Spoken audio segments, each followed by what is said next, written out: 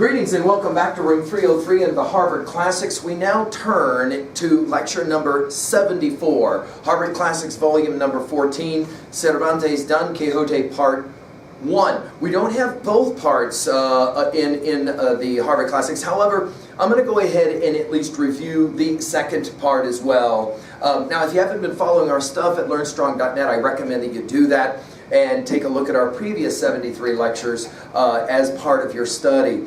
Again, to remind our learning theory, our goal is always to relate new information to old information in meaningful ways, reminding you of our 3 levels of reading. At level 1, what does the text say? At level 2, what does the text mean? 2A, themes, messages.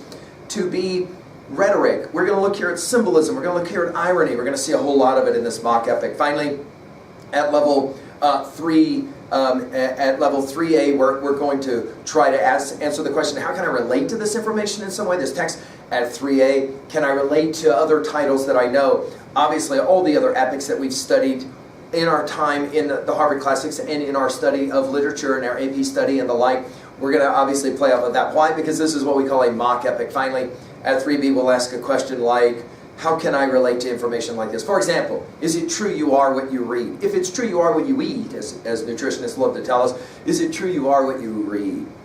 Well, let's very quickly take a look at the life of Cervantes. Born the 29th of September 1547, he dies the 22nd of April 1616. He is a contemporary of Shakespeare. That's significant for us. He's the greatest of the Spanish writers, and really this is considered one of the greatest novels in the history of the world. Some have argued it's the best book ever written. I'll leave that one to you to decide. By the way, after the Bible, scholars have told us, and people who follow this up, no text has been more translated than the text Don Quixote. Part 1 of Don Quixote, 1605, so think about that. Hamlet's on the stage at 1600, so there's your kind of working similar dates. And then Part 2 of Don Quixote is published 1615. This one, again, as we said, not in Volume 14 of the Harvard Classics. Not much is really known about Cervantes in his youth. Maybe he studied with the Jesuits, we're not actually sure. He leaves Spain, he goes to Rome, he's influenced obviously by the Italian Renaissance. By 1570 he's a soldier in the Spanish Native Marines, he's wounded, he ends up with no functioning left arm because of an injury. He's captured by pirates, he's a slave for 5 years, and all of this stuff ends up in Don Quixote and his text. He wrote Don Quixote to satirize, make fun of, the whole notion of chivalric romance, the idea of King Arthur, the Knights of the Round Table, all of that stuff. We're going to have here amazing narrative power, amazing humor. I mean, this book will make you laugh out loud. Incredible dialogue and style as well, even in translation. As I said, some have really called this the best work ever written. People who spend their time studying this kind of thing will say that about 600 and, depending on how you count it, some people have qualified it as 697 total characters in this thing. It can go as low as 669 to a total of 697, almost, let's just call it 700 to be easy. 700 different characters end up in this novel. Amazing. It's kind of reading a Dickens novel, we might say. Let's do a real quick plot summary of part 1 of Don Quixote. Alonso is his name, and he reads way too many books. So you're going to love that one right away. Go ahead, I see you're smirking. Good, good. In other words, reading books can hurt you, and in this case, drives him nuts. Well, he does go crazy. He wants to be a knight errant, and so he changes his name to Don Quixote de la Mancha, and off he goes on these adventures with a simple farmer who is his squire, Sancho Panza. Together they have all of these different kinds of crazy adventures. What is fundamental here? Well, Don Quixote kind of represents an idealist. A person who sees the world the way he wants to see the world. Sancho Panza, he sees the world, he's a realist. He sees the world the way it really is. And it's fascinating in this book that it doesn't matter whether you're an idealist or a realist, you end up getting jacked a lot of the time, which is going to be part of the debate. The book will have lots and lots of adventures that are often repeated adventures. Many have argued that this book calls out for an editor, somebody that could have told Cervantes, you need it, enough with the sheep herders and goat herders incidents. We have them all the way through the book. I wish, as I've said in so many of these lectures, that I could just read the whole thing to you because it is so much fun to read out loud. I hope that I can give you enough information as we work through each chapter, just very briefly, to kind of give you a sense of what this is about. My hope is that You pick it up, you read it on your own. We begin with an author's preface where he says he wrote Don Quixote to challenge books of chivalry, and if a person tried to dress up and act like a knight, obviously they'd be considered nuts or crazy, right? Let's begin. Chapter 1. The man from La Mancha reads too many books. Don Quixote will become a knight errant, and his armor is going to be his grandpa's poor armor. He's got this horse, Rosante, that is just a bag of bones. And yet, for Don Quixote, always the best. Always imagining everything is awesome. He goes in search of his girl, the muse, Dulcinea, and Dulcinea is never actually in the novel. I mean, it's fascinating. Very rarely. I mean, it's one of those kind of things where Don Quixote is so excited about the girl he never actually has met in his mind's eye. By the second chapter, we're in an inn, which for Don Quixote is actually a castle, his enchanted castle. The innkeeper is going to play along, and ultimately, this castle inn, we're going to come back to a number of times. By chapter 3, Don Quixote will have his first fights protecting his armor that night. The innkeeper will bless Don Quixote, and this makes him a knight. By chapter 4, we've got a man beating a boy servant, and Don Quixote will stop him, kind of, not really, and then Don Quixote will meet a caravan, and he makes them swear to the beauty of Dulcinea, his woman, even though he's never actually seen her, and then for that, Don Quixote is beaten. Now this will already introduce some of the major themes of this text, that Don Quixote unintentionally gets himself in all kinds of trouble and often gets himself, kind of jacked up. Let me give you just a couple of lines that give you a sense of the language here. In the fourth chapter, it runs like this: with these and other such passages, the poor gentleman grew distracted and was breaking his brains day and night to understand and unbowel their sense, an endless labor. I see some of you smiling. That is to say, studying too much can actually make you go nuts. In resolution, he plunged himself so deeply in his reading of these books, as he spent many times in the lecture of them whole days and nights, that in the end, through his little sleep and much reading, he dried up his brains in such sort as he lost wholly his judgment. His fantasy was filled with those things that he read, or of enchantments, quarrels, battles, challenges, wounds, wooings, loves, tempests, and other impossible follies. And these toys did so firmly possess his imagination with an infallible opinion that all that Mancha of dreamed inventions which he read was true, so he accounted no history in the world to be so certain and sincere as they were. In other words, he read this material and he took it as absolute truth. Well, by the fifth chapter, he is going to go back to his village. The housekeeper is going to blame the books. You're going to have this really funny moment when burning of the books is the solution. By chapter 6, they are burning the fictional books, not the poetry. And don't burn a book by a writer named Cervantes. We're having fun. Chapter 7, Don Quixote decides to leave again. He doesn't want to go alone, and so he picks up his pal Sancho Panza. And of course, the two of them then are going to have all of their adventures. Sancho Panza goes on the promise of money, and especially someday being able to govern and own his own island. This will be significant because Don Quixote never wants to touch money. He's a knight errant, for crying out loud, so therefore he'll go to places like the inn and he'll stay. But he doesn't expect anybody to actually charge him. He is a knight for crying after all, so he's supposed to be taken care of. Chapter 8 is the first major famous thing that happens in the novel, the Battle of the Windmills. Don Quixote and Sancho Panza out in a field. Don Quixote looks up and he sees these huge giants. We think about the end of Dante's Inferno, right? Sees these huge giants. He's like, yes, I've got something I get to fight for. Sancho Panza's like, are you talking about those windmills? And off he goes. He's riding, he gets his lance caught in the arm of one of the men. He gets dehorsed. And of course, Sancho Panza gets to kind of like live with the insanity that is Don Quixote, right? It's so much fun, this kind of thing. Chapter 8, as they discoursed, they discovered some 30 or 40 windmills are in the field, and as soon as Don Quixote espied them, he said to his squire, "Fortune doth address our affairs better than we ourselves could desire. For behold there, friend Sancho Panza, how there appears 30 or 40 monstrous giants with whom I mean to fight and deprive them all of their lives, with whose spoils we will begin to be rich. For this is a good war and a great service unto God, to take away so bad a seed from the face of the earth." What giants? Quoted Sancho Panza. Those that thou seest there, quoth the Lord, with the long arms, and some that are of the race whose arms are almost 2 leagues long. I pray you understand, says Sancho Panza, that those which appear there are no giants, but windmills. Things are not always what they appear to be. Now, this is the interesting dialectic or dilemma of reading this novel, is who do you feel more sorry for? The one who envisions the way the world could be, right? Or the one who's always the realist and therefore can't envision, and yet he still gets beat up all the time anyway. By book 2, and the first part is divided up into books. By book 2, chapter 1, we then have the original narrator saying that from here on out, the historian, Sid Hammett, is going to be the one who tells the story. And now we have a series of adventures. First of all, Don Quixote will beat the Biscayner, and Sancho Panza will begin to believe maybe in Don Quixote.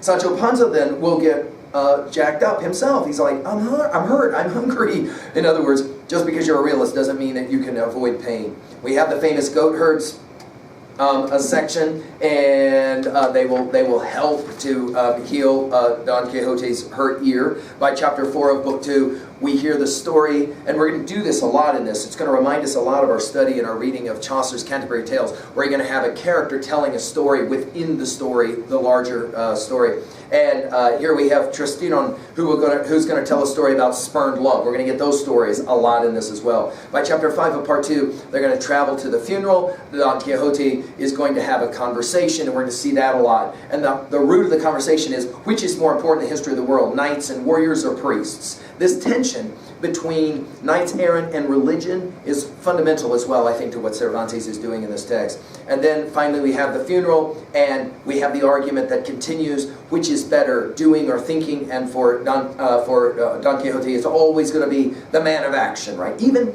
this is it, even if it's wrong, it's right if it's action for him. By book 3, we have then Don Quixote and Sancho Panza, who are going to get beaten up because of Don Quixote's horse, Rosante, and then we're going to have in chapter 2 the fight over a prostitute at the inn, which is kind of funny because Don Quixote can't see her as just a prostitute; he sees her as something far more than that. By chapter 3, Sancho with Don Quixote will say, I wish that you were dead. In other words, already we're going to have Sancho Panza going, this is not as much fun as I thought it would be. That relationship between the two is significant. Don Quixote refuses in chapter 3 of book 3 to pay the innkeeper, and Sancho has to end up paying the expenses. So notice he got on this adventure because he wanted to be able to have an island and all of this, and he ends up having to spend his own money. And by chapter 4 of book 3, he's ready to go home, right? But no, Don Quixote has his next major contest. This time it's with sheep. He sees this cloud of dust. He thinks it's invaders, and so he goes and he starts slaughtering all these sheep, which will remind us, of course, of the famous story of Ajax, the great hero of the Greek epic, who will think he's beating up and killing Agamemnon and Menelaus, and in fact is killing a bunch of sheep. So notice Cervantes playing around with all kinds of games here. And then, after Don Quixote kills a bunch of these sheep, the sheep herders get mad and they throw rocks. We know about rocks and rock throwing from our study of the Iliad, right? Throw a bunch of rocks and they beat him up pretty bad. And so much so that in fact by chapter 5 of book 3, Sancho Panza begins to call Don Quixote the knight of the sorrowful countenance because of all the beatings that's starting to show on his face, right? The next gig is in chapter 6. You have the sound of the watermill, and Sancho is so afraid that he poops himself. This is actually part of the novel. And Don Quixote, he's not afraid. It's going to be interesting. In the second part of the novel Don Quixote, we have a very similar kind of story where you have a lion in a cage, and Don Quixote is so brave he's ready to fight the lion, but the lion doesn't want to fight him back. He just sits there and yawns at him. But it still suggests that Don Quixote is this man of tremendous courage, even though it's all misplaced, right? By chapter 7, we have the famous helmet of Mambrino. Okay, so they're riding along, and all of a sudden Don Quixote looks up and he goes, "Yes, Do you see that knight over there who is wearing the famous helmet of Mambrino? I'm going to contest him. I'm going to win his armor, namely his helmet. We've seen all of this, of course, taken very seriously in the Iliad, haven't we? Here it's going to be, and the Aeneid, no doubt, and it's going to be made fun of here, right? And so he gets ready to go fight him. Sancho Panza points out, all I see is a barber with a brand new hat and a basin on top of his head because he doesn't want to get his brand new hat wet. No, no, Sancho, no, no. And so we have the famous winning of the helmet of Mambrino, and he knocks his poor guy's about knocks his block off. The guy runs off, and of course he loses his basin as well. The eighth chapter has the next problem for Don Quixote. He's going to release a gang of slaves who actually are not like slaves that are criminals that are good guys and should be released. No, for in Don Quixote's world, every time he does one of these things, he has the best of intentions, but it always ends up somehow all jacked up, right? So he releases all of these slaves, creates all kinds of problems. By chapter 9, we're in the mountains. Poor Sancho Panza is going to lose his donkey. Don Quixote says to Sancho Panza, "Don't worry, I'll get you more donkeys." Of course, the obvious question is where. He doesn't have any money. And yet we still, in chapter 9, we have an example of the poor editing of this text, because all of a sudden the donkey is back again. We then have Don Quixote with a mountain man who again talks about lost love, and he's a recluse as well. They have a conversation. By book 3, chapter 10, we then will have Cardenio's story about Lucina, and again, the stories about jilted love. It happens all the way through. Don Quixote will interrupt the story, and he and Sancho Panza are beaten up. Happens over and over again. And of course, it's physical comedy, right? It makes you laugh out loud, but you're also kind of sad, right? By chapter 11 of book 3, Don Quixote feels the need for penance out of the love of his never-seen Dulcinea, and then he writes a letter to his girl. In chapter 12, Sancho Panza is back at the end. He's forgotten the letter. Obviously, it's a comedy of errors all the way through this. And a curate and a barber from Don Quixote's town are, in fact, going to try to invent a plan to get Don Quixote home. This is always the challenge, right? Can we just get him back home and try and save him, right? By the 13th chapter of book 3, Cardenio then is finally going to finish his story. So let's put it in our notes this way. We have stories within stories within stories. It's kind of like an onion, or if you're a Shrek fan, parfaits, right? You always got these levels of stories happening. By book 4, to then finish the first part of Don Quixote, in chapter 1, we have a woman, Dorothea, who's dressed up as a man telling her story, ruined by somebody named Don Fernando. And so you've got this interesting kind of stories within stories again happening. Cardenio knows this is the girl that Fernando actually spoke to him about earlier in the third part. Dorothea asks the knight Don Quixote for help, and you can kind of tell that they're having fun with Don Quixote. They know that he's a lunatic and he's lost his mind, not a real knight, but they kind of quote-unquote play along. She plays along in chapter 3 by giving the famous lie of the giant Pandolfino, and will you please kill the giant, and if you do, I will marry you. And Don Quixote says, I'm committed to my girl, Dulcinea, but I can't marry you, but I will try, and defend your honor and all of that. In chapter 4, Sancho and Don Quixote will talk about Dulcinea, and yet he can't go home yet. He hasn't earned enough the right to be considered a great and valiant knight. And by chapter 5, we're back to the same inn again. The inn serves as almost like a center of fulcrum for so much of the action comes back to. And in chapter 5 of book 4, we have this fascinating debate about books. My AP students love this chapter because, of course, there's this huge debate about whether it's a good thing or a bad thing to be well read. They argue that probably you should, burn a lot of the books and try for sure to keep them away from a sleeping Don Quixote. The innkeeper, however, will make this argument. He says, you can love books without completely going nuts like Don Quixote. The identification with text, as we sometimes refer to it in our conversations. By chapter 6 of book 4, the story, the famous story of Anselmo and Lothario. Now, this is interesting. It's a story that's found within some books in the same way that it's a story within the story. I wish I had a lot of time to talk about this. It's a fascinating little story within the story. And there's always been this debate about whether it fits or not within the greater kind of context structure of Don Quixote. Anselmo has a pal named Lothario. Anselmo has this amazing wife. She's stunningly gorgeous, but he has problems wondering if she can be trusted. We know this idea all the way back to our Herodotus, don't we? This idea with the myth of Gyges, even in the Herodotus story, this idea that men always want to test to make sure of their women's fidelity. So he asked Lothario, and of course the term itself becomes associated with his story of a man who commits adultery or sleeps with another person's wife. And of course we're playing around with the judgment of Paris and the whole notion of Menelaus, Paris, and Helen, and all of that. Anselmo asks Lothario to make advances towards his wife. She initially says no. But it's not enough for Anselmo. He wants to have more evidence, visual evidence, iconic evidence that in fact his wife is faithful. And in the end they mess around. And in the process of messing around, of course, Lothario's going to break his best friend's heart. One of the ideas that's contained in this story, and it's a fairly long story within chapter 6, 7 of book 4, is this idea that if you rely upon your senses for the things that are in fact true, oftentimes that's what leads you to your greatest pain.